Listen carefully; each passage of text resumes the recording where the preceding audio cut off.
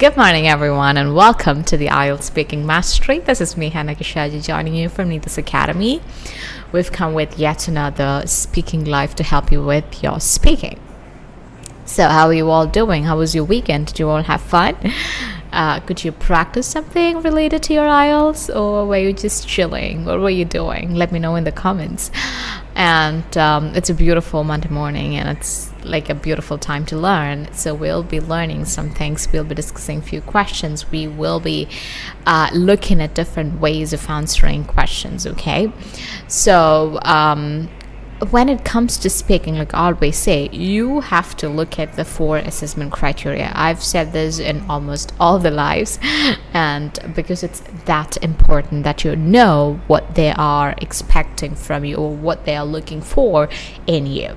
So as you know, we have 4 assessment criteria. One is fluency and coherence, and fluency is something which is causing a lot of problems to a lot of students, and we have had an elaborate discussion on that, and I've told you certain things that you should be doing, and the pillars. One is knowledge, confidence, practice, and these are the 3 pillars of fluency. I don't know if you remember what I told you. I would love to repeat it again, just help you remember those points that we discussed. And are you all practicing that, focusing on your knowledge and practicing and developing that confidence? So for some students, it's just a matter of confidence. For some others, they know things, but they don't have enough practice. For some other people, they need all 3 of these things. They have to work on all these 3 things. All right.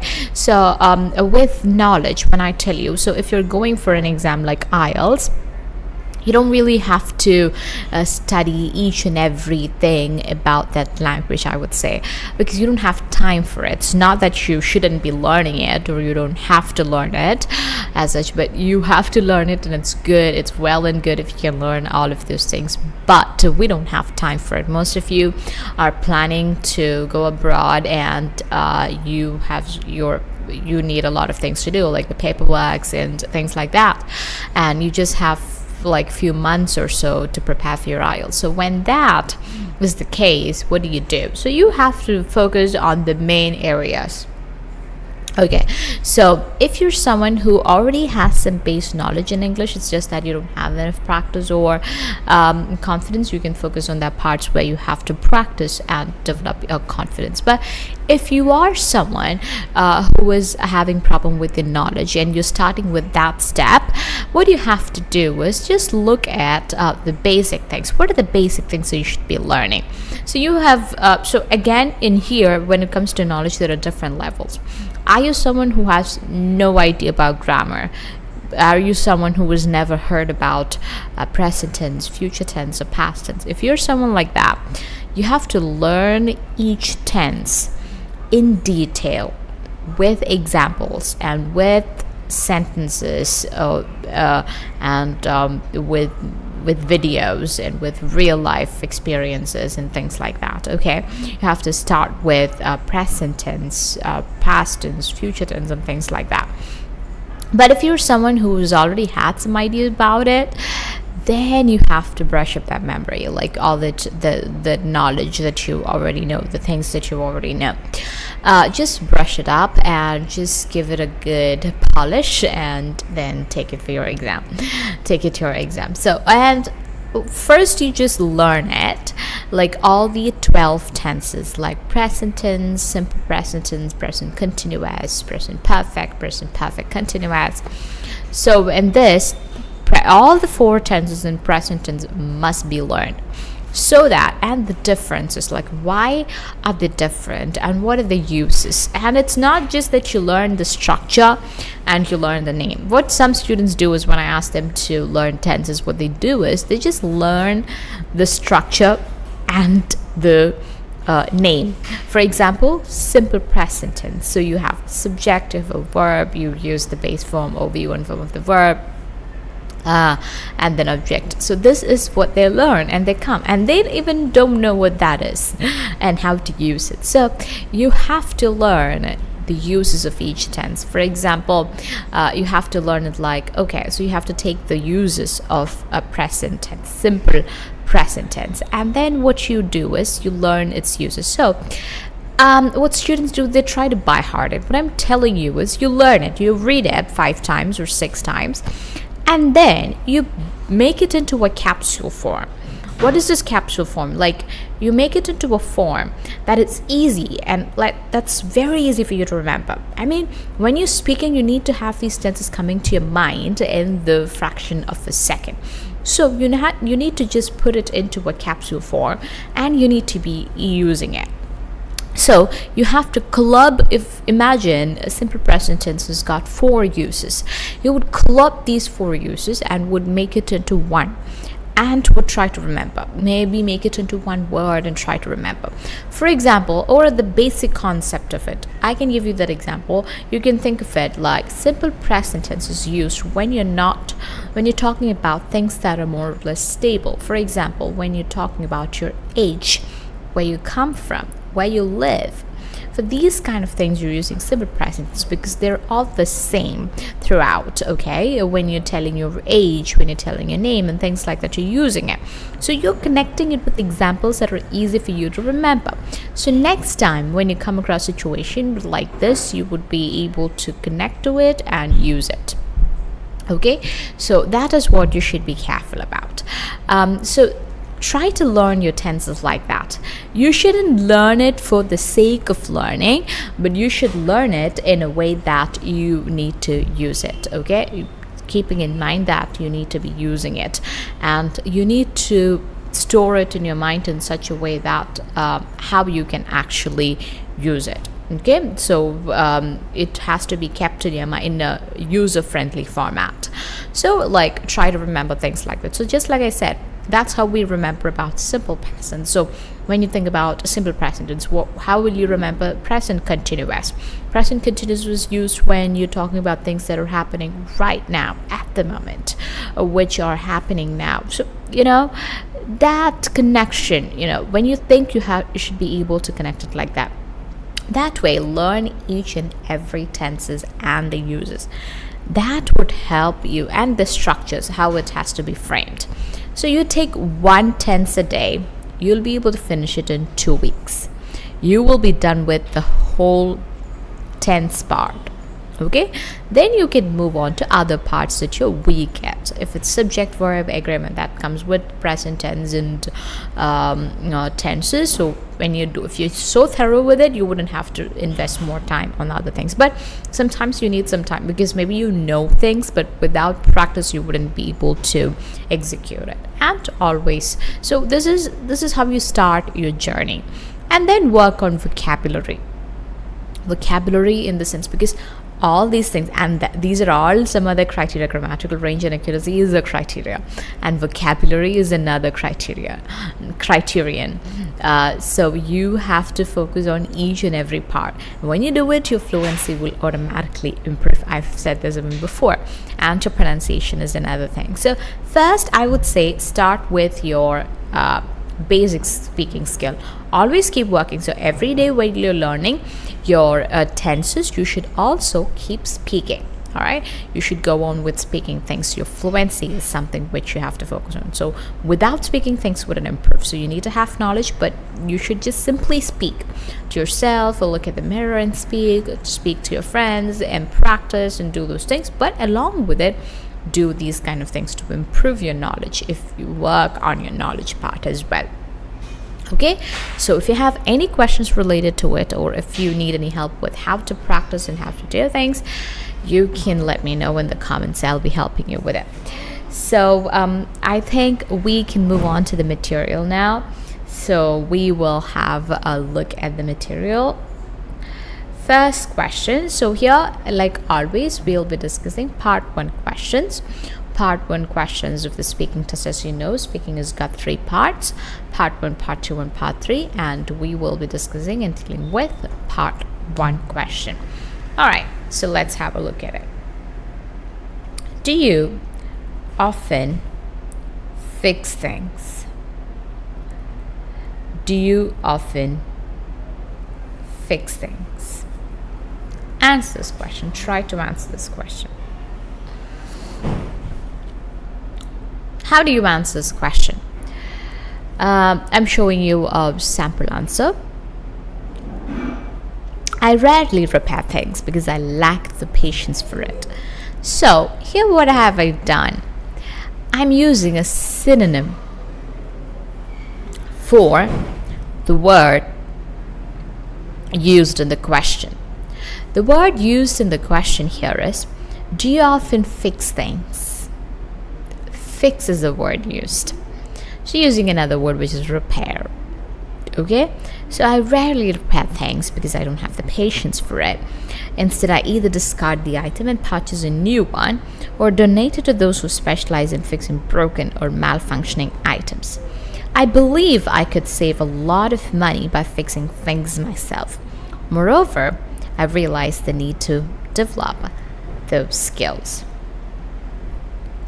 So you giving a 3-sentence answer. Sometimes the question is framed in such a way that you will be able to give just 1-sentence answer, but just try to add more points to it, and then the examiner will stop you, and when the examiner stops you, you can stop it, or you can stop it after saying 2 or 3 sentences. But always make sure you speak something. You don't make your answers too short. So here, do you fix things? So you can be very natural in the way you are answering the question. I very rarely fix things or repair them because I don't have the patience for it, to be honest. I love watching people repairing things, and I find it interesting to watch, but not to do it. So I don't do it myself, but I think and I feel and I know it's important that I repair things that are not working at home, at least, because that would help us save a lot of money, time, and energy. All right, let's move on to the next one. Did you learn to fix things when you were younger? How will you answer this? You can answer it in 2 ways.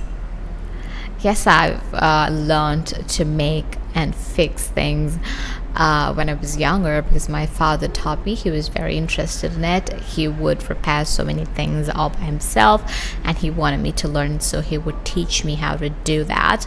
I remember learning to fix a fan that was not working, and he made me do it, and with his help I fixed it and the fan started to work again. So it was a beautiful moment because, you know, when you fix something that's not working, it's a beautiful and amazing feeling.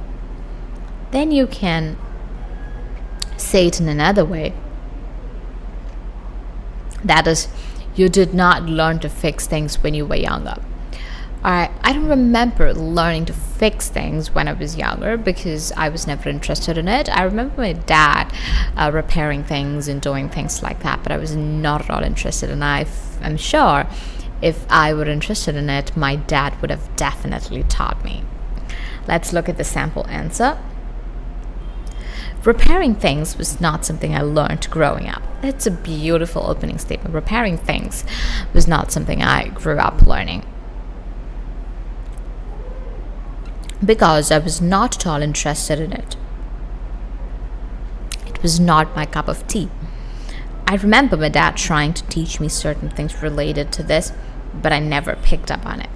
My dad trying to teach me certain things on it, but I never picked up on it because of my lack of interest. I'm sure my dad would have taught me to repair things if I were interested.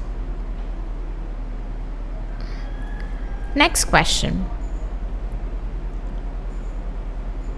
What do you do when one thing is broken and cannot be fixed? I've given a sample answer. So what do you have to do is, why am I giving you sample answers? You can compare it with the answers that you were giving. Okay? First, give an answer on your own. Then look at the sample answer. See if you can take anything from it. Some words or some phrases or how it's put together. And then if you're able to do that, do it. And give a refined answer. All right. When something's broken or damaged beyond repair, that's a good usage. Beyond repair. I either take it to the shop that accepts old, useless items and pays us money. They later segregate those goods and recycle them, or I dispose of it. I usually give it to shops that take it and give us some money for the useful parts, because it's more profitable than trying to dispose of something.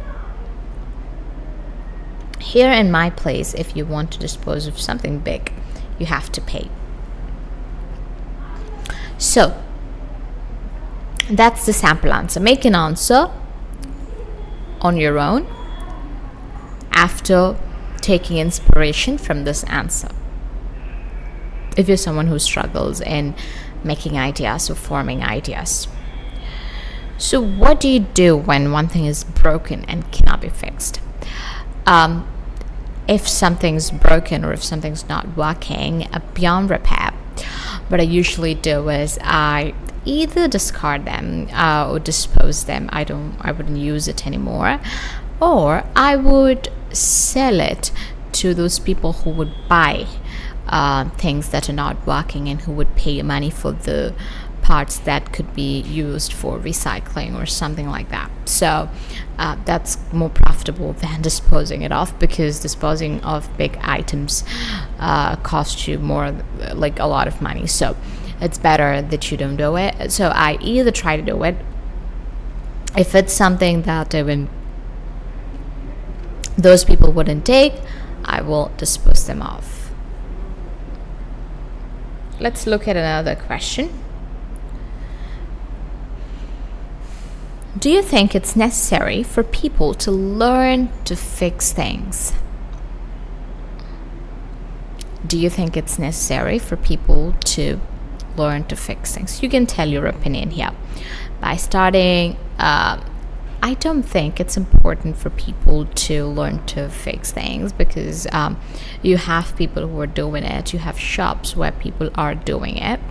So you can go give it to those people to fix it, and they're experts in it, and it's just that you have to pay for them, pay for the work they do. But it's more convenient. It saves you time and energy and things like that, because you can't be experts in everything. So you do your work and they do their work. So I think it's not important that you learn to fix things. What's another way of saying this? Like the other view. How will you express if that's your opinion? You can say something like, I think it's very important that people learn to repair the things that are not working, at least those things that are at their house. Because if something is not working and then you don't know anything about it and you don't know how to fix it, it's then a lot of work, because you'll have to take this to the shops that are repairing these kind of things. You'll have to find such shops in the first place, and then you'll have to give it to them, and they will charge you some money for it. So it's a lot of time, a waste of time, and it's the waste of a lot of time, energy, and things like that. So if you know to fix it on your own, you can save all of the money and time and energy and stuff like that. So it would be more convenient. And also there's a chance that these people who are repairing those things can cheat you if they come to know that you don't know to repair things, or you have no idea about these broken things or things that are not functioning. Let's look at the answer. I believe it's important, and it would be great if people could acquire the skill of repairing things. I've given an opinion in a way that it is important. So, because it will help save a lot of money, time, and energy. Imagine something stops working or breaks in your home, and you've no idea how to repair it. Then you'll lose a lot of time taking it to the shop, waiting for your turn, and in the end, you'll have to pay a huge amount. The repair shop could also overcharge you because you're not knowledgeable about it. Thus, it's always good if you know how to repair. Okay? Next question. Next group of questions are going to be on health. So this is a topic that we talk about all the time, but these questions are going to be personal questions. So let's see how we'll answer it. How do you keep healthy? How do you keep yourself healthy? So it's a simple question. You can do all the things that you do to stay healthy. All right. I don't do a lot. You can say it like in two different ways. You can say like you do a lot of things, or you don't do a lot of things. So first you could be like, I don't do a lot of things to keep myself healthy, except eating good food and exercising regularly and trying to breathe in fresh air and staying away from really bad habits like smoking, cigarettes, or drinking and substance abuse and stuff like that. So it's just the basic things that I do to take care of my health.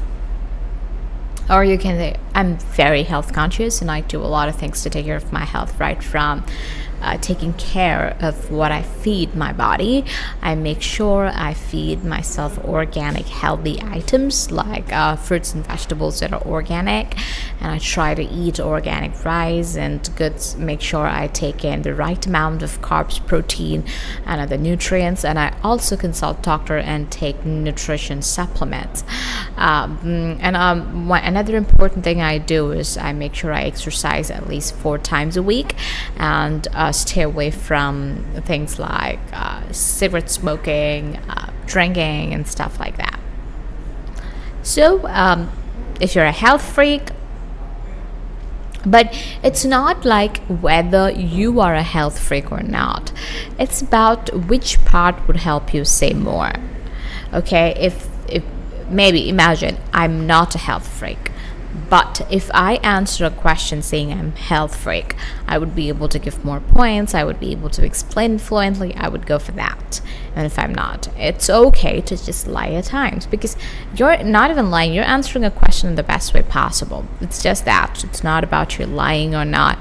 The examiner is not asking you these questions to know whether you actually do it or not. He's asking these questions because he wants to know if you know to speak English well, if you're good at communicating in that language. All right? Yes, let's look at a sample answer. I don't do much to maintain my health apart from focusing on eating healthily. I ensure I consume adequate amounts of protein, carbs, and fiber. Additionally, these kind of coercive devices. Additionally, I prioritize regular exercise and consciously avoid unhealthy habits such as smoking. Consciously avoid, that's a good usage. All right. Unhealthy habits such as smoking, excessive drinking, consuming junk food, and sacrificing sleep. Yes, sleep is another point you can include. All right, let's see another one. What is your favorite sport? What is your favorite sport? In health, you may get questions like this as well.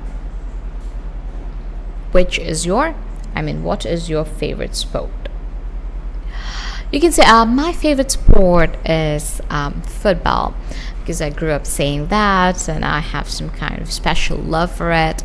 And I'm a huge fan of Ronaldo, and I love the way he plays and the things he does, and I have huge respect for the game as such because of him, I would say sometimes. And I've played this game a few times and I've absolutely loved it. It's so much fun to play that game.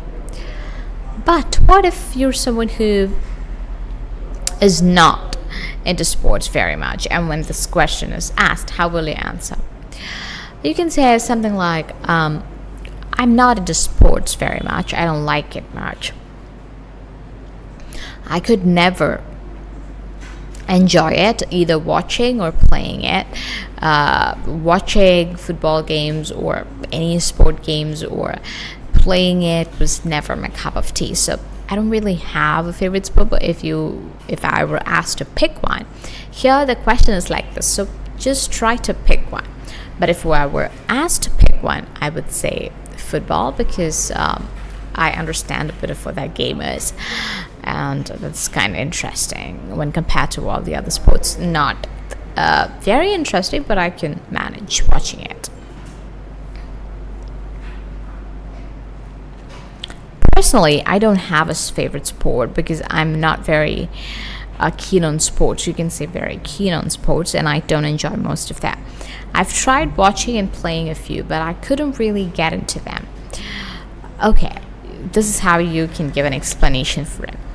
I've tried watching and playing a few, but I couldn't really get into them.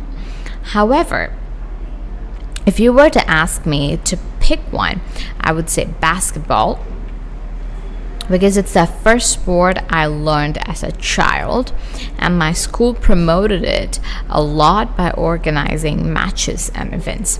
I have a special emotional attachment to that sport. All right? Beautiful answer in 2-3 sentences. Try to make some answers like this and comment.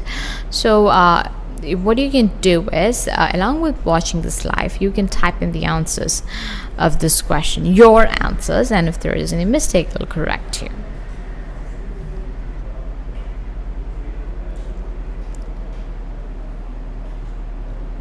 Another way of saying it, using a bit more difficult words or advanced words.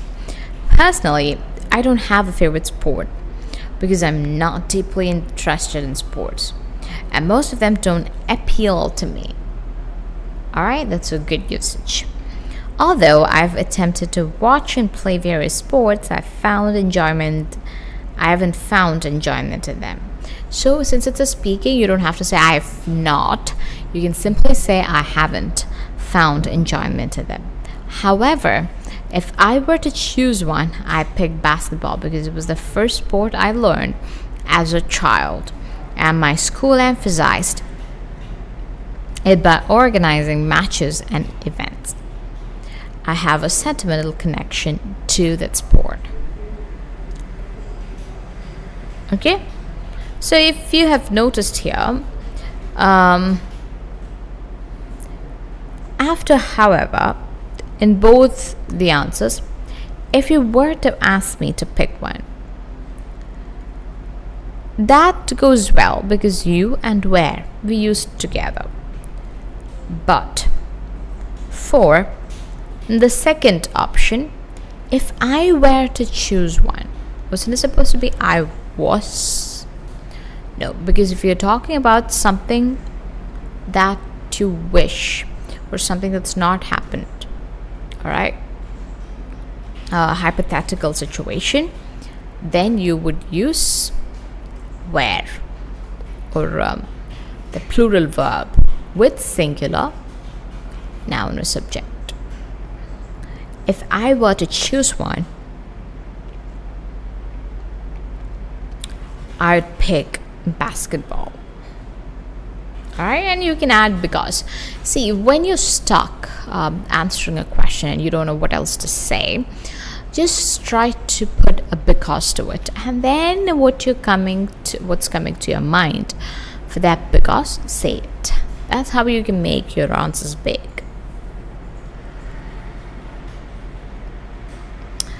Were the health classes in your school?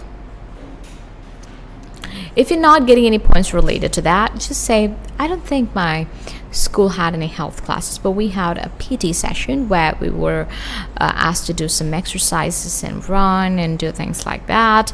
And then we had a session for our mind which was called the prayer session, where we would meditate and we would sit and pray, and another segment was there where we were given some good healthy food. So we did not have health classes as such, but I think they were indirectly doing those things for us by telling us the importance of exercise through our PT sessions, and telling us the importance of taking care of our mind through the spiritual prayer sessions, and also giving us food and telling us, helping us build a good relationship with food. So we did not have health classes at school as such in our school, we had things like this. Health classes weren't part of the curriculum in my school, as far as I can remember. That's a good usage, as far as I can remember. Health classes weren't part of the curriculum in my school. What a beautiful sentence. However, we did have sports and yoga classes which focused on our physical well-being. Additionally, our teachers would advise us on what to eat, emphasize the importance of breakfast and similar topics. We didn't have a specific health class though. I think that's the case in most schools, so that's why I gave you a common answer. Now we'll look at a few more. Is it easy for people to exercise in your country? Yeah, I think it's quite easy for people in my country to exercise because they have access to different types of gyms, right from the morning till night, so they can go to their gyms anytime they want, and they can even exercise in the parks in the neighborhood. So they have different places to exercise and take care of their bodies. And nowadays we also have online exercise training, so which would help them to even do exercises at home, so that even makes the accessibility much better. Let's see the answer. Exercising proves to be quite accessible in my country, with numerous public and private gyms offering flexible timings.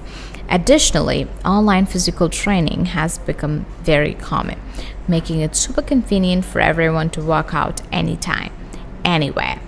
Moreover, housing colonies and apartments are providing common gym facilities, further enhancing accessibility. Next, let's have a look at questions related to language. How will you answer questions related to language? Let's see. What languages can you speak? So you can tell the number of languages that you can speak. I can speak 2 languages, Malayalam and English. I'd love to learn more languages like Hindi and foreign languages like French and Spanish. But now I'm just able to speak 2 languages and I'm pretty fluent in both of them. Or I can manage both the languages, I guess. And I love it. We can add some points like that. Let's see the answers. Like every other Indian, you can add something like that to make it look more interesting. Like every other Indian, I'm bilingual. I can speak my mother tongue Malayalam and English. I really want to learn to speak Hindi as well, but unfortunately I couldn't yet.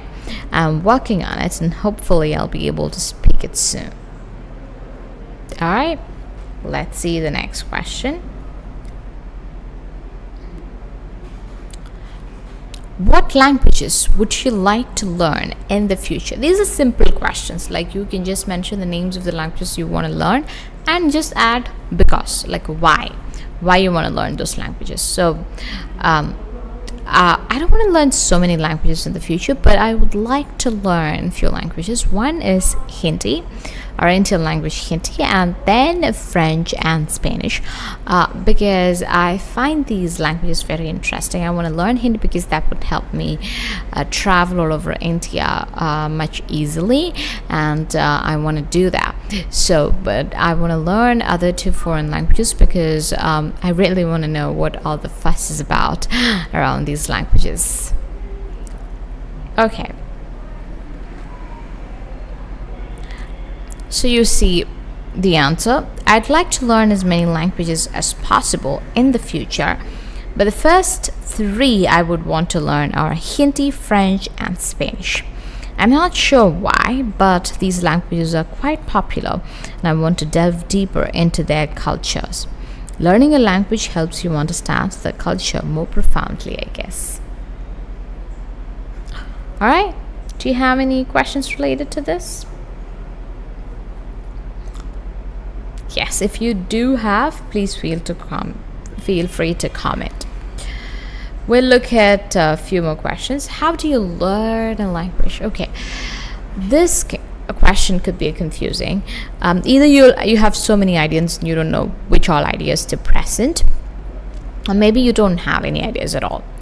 Just start with the basic. I I usually learn language by first learning the words in that language and some basic words and basic grammar and their alphabets. And then I try to learn more about it by watching sitcom series, movies in that language, so that I would just have a complete grasp and hold of the conversational part of that language. All right. I've given an elaborate answer. I learn a language by engaging in various activities in that language. First, I focus on learning basic words, grammar, and letters. Then I target each aspect of the language, such as writing, reading, listening, and speaking. I watch a lot of educational content, sitcoms, and series in that language to enhance my listening and speaking skills. Additionally, I read and write in that language to improve my writing and reading skills abilities. I also refer to dictionaries and use my online apps like Duolingo for assistance. If needed, I would attend various classes to advance my learning and skills. All right, you can answer this way as well. Let's see another one. How are languages taught and learned in your school?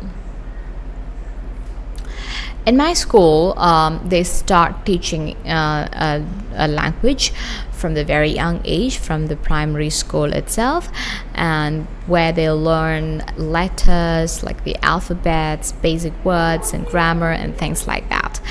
And then they move on to teaching them different books in that language and making them read, or sometimes even provide them advanced materials to improve their reading, listening, writing, and speaking. All right, let's see. Languages are taught in my school from a very young age, right from kindergarten. In the early years, students learn basics like alphabets and basic words and grammar.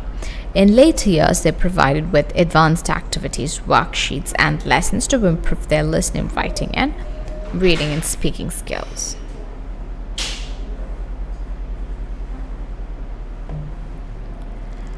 Now, a few questions for you to try on your own without a sample answer. What was your childhood dream? What was your childhood dream? So you can say any answer, right from a silly dream to the huge dream that you had. What was your childhood dream? Try to answer it in the comments. I never had so many dreams as a child, but I wanted to be a pilot every time I saw an airplane, because I wanted to know what it felt like to take control of something that flies in the sky. So I really wanted to be a pilot when I was a child. Or you can say your actual dream, like whatever you are, you can say that used to be a dream when it was your child. Or your dream as a child was to fly in the sky because you saw a lot of birds. My dream as a child was to fly in the sky because I saw these birds flying up in the sky, and I wanted to know what it felt like, and the sky looked really beautiful, so I wanted to experience that close, I wanted to be very close to sky at least once in my life, so I really wanted to fly. Are you the kind of a person who sticks to dreams? Answer this question. You can say something like, I'm not a kind of person who sticks to dreams, though I would love to. I moved from one dream to another because when I was a kid, I wanted to be a nurse. Then I wanted to be a teacher. Then I wanted to be a pilot. So my dreams just kept moving. But I know it's important that I focus on one dream and work towards it or work towards it and work till I achieve it. All right. I'm giving you these samples so that you can say this answer on your own and then compare it with this and make a refined answer, a different answer. What's your dream job? you can say any dream job that you want to have. Maybe doctor, maybe you're an engineer now, but your dream job is at being a doctor, or that's what you want to be, or a chartered accountant.